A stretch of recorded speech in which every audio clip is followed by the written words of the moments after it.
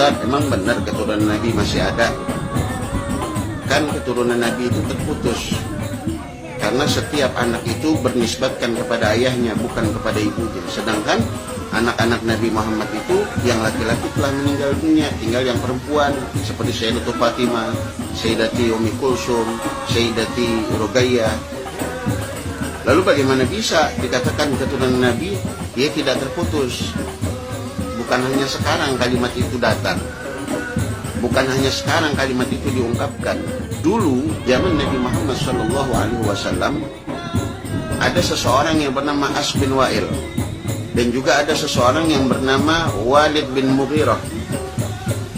Kalau kita tidak percaya, buka tafsir tentang ayat Inna syani'aka huwal abtar. Jadi zaman dahulu itu, ketika Nabi Muhammad mempunyai anak tiga, Abdullah, Qasim, dan Ibrahim, semuanya meninggal dunia, maka Nabi Muhammad dibuli habis-habisan. Nabi Muhammad diledek habis-habisan. Inna Muhammad abtar, sesungguhnya Muhammad itu terputus keturunannya, nggak punya penerus daripada perjuangannya. Nabi diam, Nabi tidak menjawab, sebab setiap jawaban Nabi tergantung wahyu yang Allah berikan. Ternyata apa? Allah menurunkan satu ayat, Inna syani'aka huwal abtar. Ya Muhammad, sabar, sesungguhnya orang-orang yang membenci engkau, mereka lah orang-orang yang terputus. Jadi di dalam ayat tersebut ada kalimat syani'aka. Kalimat syani'aka ini dari kata syana'an. Makna syana'an ini kebencian. Kebencian yang ditaruh bukan pada tempatnya, yang berasal dari iri, dengki. Di zaman dahulu itu udah ada. Makanya abtar ini kebencian yang tidak mendasar, kebencian yang tidak ditempatkan pada tempatnya, kebencian yang lahir dari sifat iri dan dengki terhadap seseorang. Nah, mereka iri kepada Nabi, mereka dengki kepada Nabi, sehingga mengatakan keturunan Nabi terputus. Barulah Nabi Muhammad SAW mengatakan di dalam satu hadisnya yang diriwayatkan oleh Sayyidina Umar bin Al-Khattab. Hadis ini diriwayatkan oleh Imam Tabrani. An Umar bin Al-Khattab radhiyallahu ta'ala anhu, sami'tu Rasulullah sallallahu alaihi wasallam yaqul, kullu bani unsa fa inna asabatahum li abihim ma khala walada Fatimah fa inna ana asabatahum wa ana abuhum. Bahkan di riwayat lain, redaksi lain dikatakan fa inna ana asabatahum wa ana abuhum wa ana waliyuhum, bahwa sesungguhnya setiap anak-anak yang lahir daripada rahim ibunya yang perempuan itu, mereka dinisbatkan kepada ayah mereka. Ma khala walada Fatimah, kecuali anak-anak daripada Sayyidatul Fatimah, mereka bernasabkan kepada Sayyidatul Fatimah. Nabi mengatakan, fa inna ana asabatuhum wa ana abuhum wa ana waliyuhum. Aku yang menjadi asabah mereka, aku yang menjadi ayah mereka, aku yang menjadi wali-wali mereka.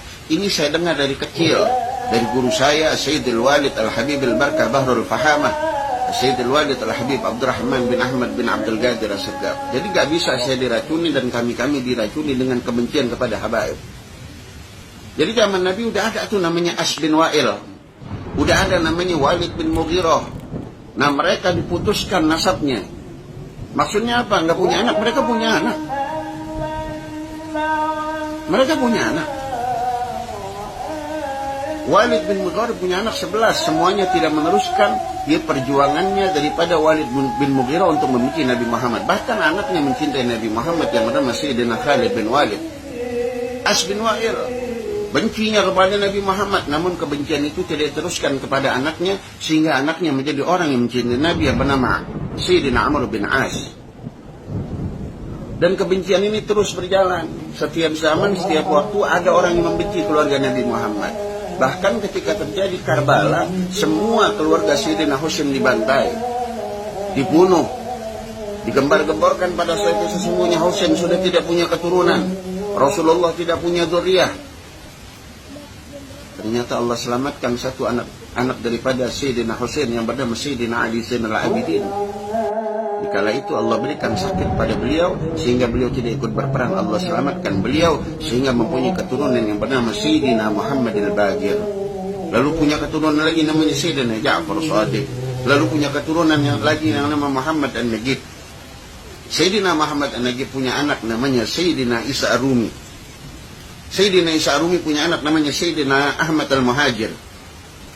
Keturunan Nabi yang pertama kali hijrah ke Yaman sehingga dinamakan Al-Muhajir.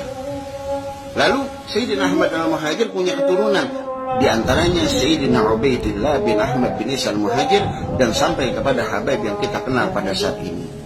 Jadi kalau bicara kebencian kepada Habib dari zaman dulu sudah ada. Kebencian kepada zuriyah Nabi sudah dari dulu sudah ada.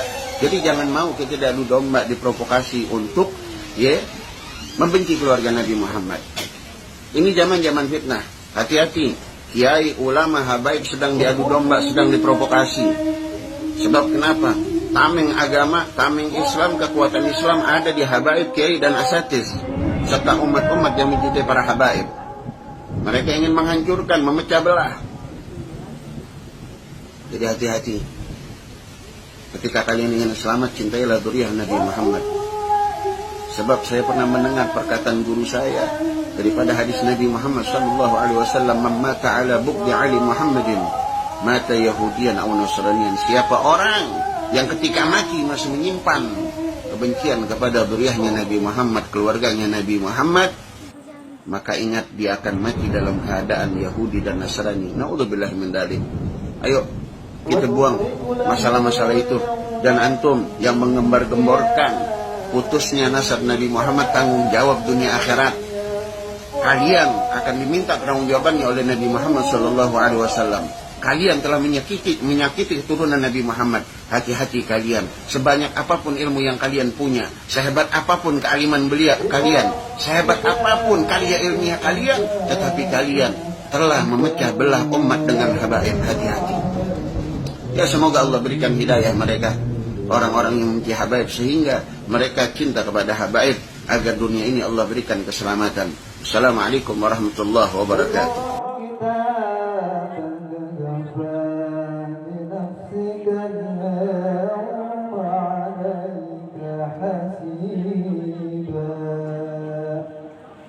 خلق